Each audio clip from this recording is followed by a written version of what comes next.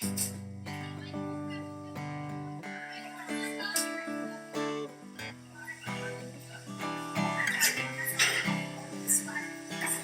this is Tom Long, and you're listening to the Middle-Aged Musician Podcast. Thanks for joining me again, and appreciate all of the kind words and comments and thoughts from the last episode. And hopefully today, this one will be a little more substantive with a pointed subject, and that subject today is getting to the gig. Right now, you're probably thinking, why would you talk about getting to the gig? Well, let me explain. Many times we get a gig and we take for granted what it takes to get to the gig, set up, play the gig, tear down, leave, and then repeat the same process over and over. So my thought today is, as we are looking at different aspects of being a middle-aged musician in that time of our lives, and also passing along some knowledge that others who are coming up in the ranks of the music business could use, I decided this might be a great opportunity to share and impart some of that. So that being said,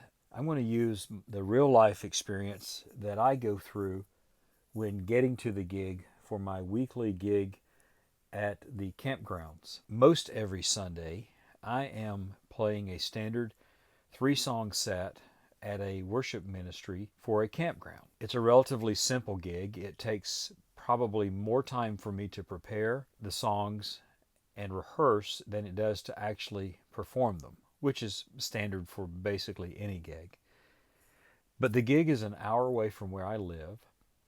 It is at 9 a.m. and lasts approximately 45 minutes. The campground supplies the music stand, the sound system, and the projection. So really the only things that I have to have with me are the necessary items to play my guitar, amplify the guitar with a guitar cord, because the campground is supplying the sound system. And if I have sheet music or words or anything of that nature, because the projection system is only audience facing, I do not have a teleprompter that I can read off of when and if needed. So, with that being said, I want to talk about my routine. I typically start the night before. Now you say, that's a little odd that you would start the night before getting to the gig.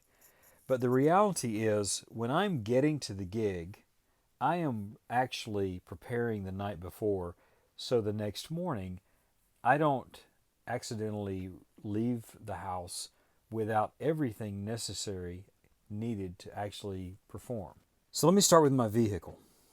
I drive an older car. Typically the one that I drive has well over 400,000 miles on it. Our next newer car has 251,000 miles, and incidentally we just returned from a 10-day road trip in that car.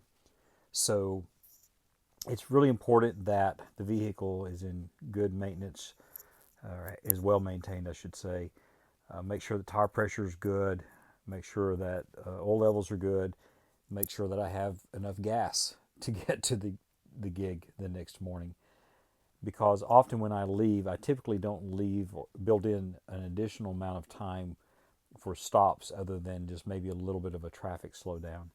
But fortunately, the gig is so early that there typically are not traffic issues to be concerned with, and I use a couple of apps to double check things as I'm going. But the night before, I will sometimes put an extra bottle of water in the car, make sure I have gas, and make sure the car's locked up before I go to sleep, and that all the lights, interior lights, exterior lights, are off, so I don't wake up the next morning and load out only to find that I have a dead battery from an evening of all the lights being left on, or some of the lights being left on. And sometimes that even includes the car doors not being securely fastened and all the way closed. So then back inside, I'm getting everything ready, from like what clothes I'm going to wear, and I begin to assemble everything together. Now when I say assemble everything together, I truly mean that I put everything in one spot that needs to be placed into the car when I leave the next morning. So let's start with my guitar, my instrument. This particular date, I only use an acoustic guitar, so I double check on the inside of the guitar that I have an additional set of strings, a few tools that would be needed should I pop a string before the set. If I do it during the set, then I typically just kind of suffer through it and then change the strings later. But I have the plastic winder for the tuners, and also have a guitar strap. And if I'm carrying paper music, I'll put the paper music down inside of the guitar case as well, and then of course the guitar. I do have a tuner, a headstock tuner that I bring with me, although I don't use it very often in this particular environment. As the weather patterns begin to shift, I may do that a little bit, but I don't use it often at all, if any at all. So I put the guitar next to the door, and then I focus on my gig bag. So my gig bag is a leather case, which I've carried for well over 15 years. And this particular gig bag has things such as spare guitar cords, guitar picks, an additional chromatic tuner, a direct box, a multimeter, a little small packet of tools with some small screwdrivers, additional batteries, which I also have batteries in my guitar case, and I will sometimes put music or documents down in the briefcase as well if it's something that I need to make sure that I see when I get there, because I'm typically digging in the gig bag for my guitar cords. The other items that I carry, and I carry these just in my backpack, will be my cell phone, of course for obvious reasons, because I use the apps to double check for any traffic concerns. Also, I have a tuner app that I use on there.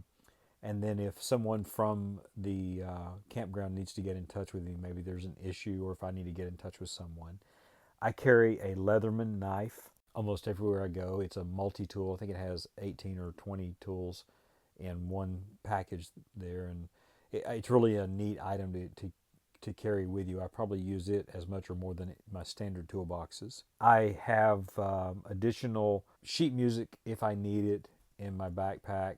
And then usually I carry a few small toiletries, Band-Aids, a few tissues, and maybe sometimes even a change of clothes. And the reason I do that is because I'm drinking coffee normally of the mornings, and should I hit a pothole or just spill something on myself, then I have a backup plan, and I don't necessarily have to perform with this massive coffee stain on the front of my shirt. After I have everything set out and accounted for, the next step for me personally is to get some rest. I know that my limitations of my body. I know that if I don't have a good night of rest, first off, I may oversleep, and the next morning I generally get up about 3 to 4 hours before I head out. Some of that's prep time vocally, some of it's just getting up and waking up because it's such an early morning gig for me. But also, as a vocalist, as a singer, hydration and sleep and rest, vocal rest, are critical. So when I go to bed, I typically go to bed with the intentions of getting somewhere between 6.5 to 7, 8 hours of sleep if possible, and that's solid rest. It doesn't always work out that way though. The next morning when I get up, I start off with some coffee and don't drink as much as I normally would during just a normal work day, whereas I average probably 10 cups of coffee a day. On performance dates, I typically only drink 2 to 3 cups of the morning, and then I switch over to hot water or hot decaffeinated tea. I use throat coat, or my personal favorite is I use honey and vinegar, sometimes with some bee pollen in there as well. It's not only good for your throat when you heat it up, but it's also, and that's in a cup of water of course, but it's also good for your sinuses and allergies, and honey just has a ton of great benefits for you. Now, so I'm up, I've had my breakfast, I've had my coffee, I've had my honey and vinegar, I've had water. It's time to head out to the actual gig, and this is assuming that I've put on my clothes, which most days I do.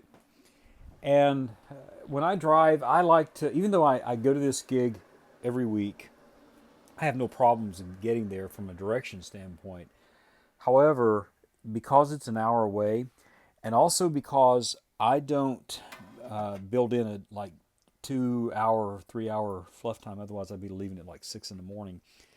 I generally check Waze, I check Google Maps, and I check the Apple app as well for any traffic concerns, whether there's construction, maybe a wreck, maybe there is a disabled car. You just never know.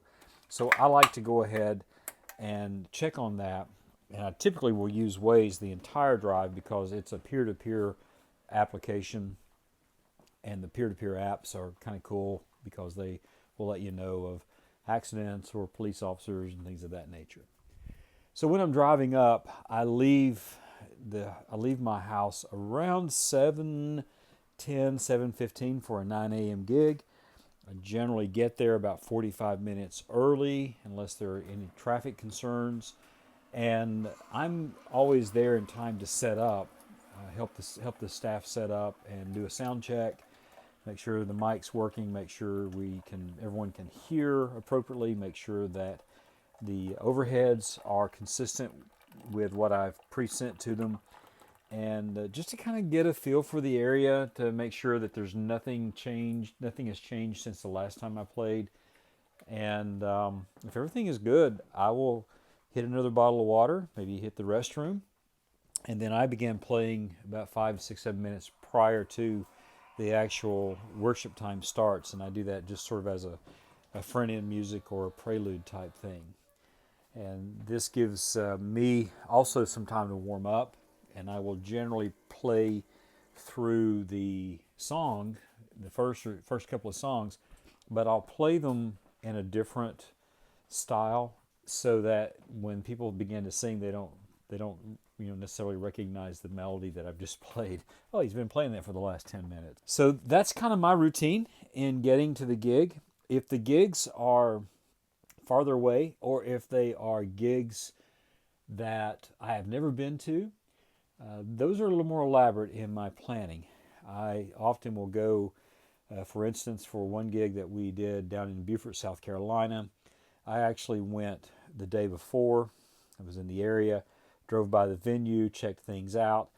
It was an acoustic gig as well, and they had everything set up for me, but I wanted to get a visual just to see what, if anything, might be different than what was explained to me by the promoter. In fact, I have another gig coming up in October that is in Townsend, Tennessee, and I've been by the venue. I've never been up to it, and it's kind of hard to see what the performance area looks like. So I'm going to go by probably one day when I finish the Gatlinburg gig and just take a peek, see what they have. I'll be bringing my own equipment for this one, and I may actually need to pick up an additional sub or something just to fill the room a little better. But when those type of gigs come along and you have travel time, you want to allow yourself, especially if you're not bringing your own equipment, and even sometimes when you are, you want to allow yourself plenty of time to have a contingency plan should there be something amiss or askew, and just maybe out of the norm for what you're normally accustomed to. I also like to plan accommodations way far in advance. It's kind of funny, this last trip that we took, we stayed in cottages and we had a few hotels and things like that. But I also carried my tent. And the reason I carried my tent was with the pandemic going, if I didn't have a great feeling or great confirmation that where we were going to be from a sanitary standpoint was going to meet the standard, then I am perfectly fine with sleeping in a tent, sleeping in my car. Definitely would rather do that and bundle up real well in the covers and things that we took, as opposed to not getting any rest whatsoever because I'm afraid of catching some disease. So I hope this has been beneficial, and I hope that some of this resonates with you. And certainly if you like what you're hearing, please share it.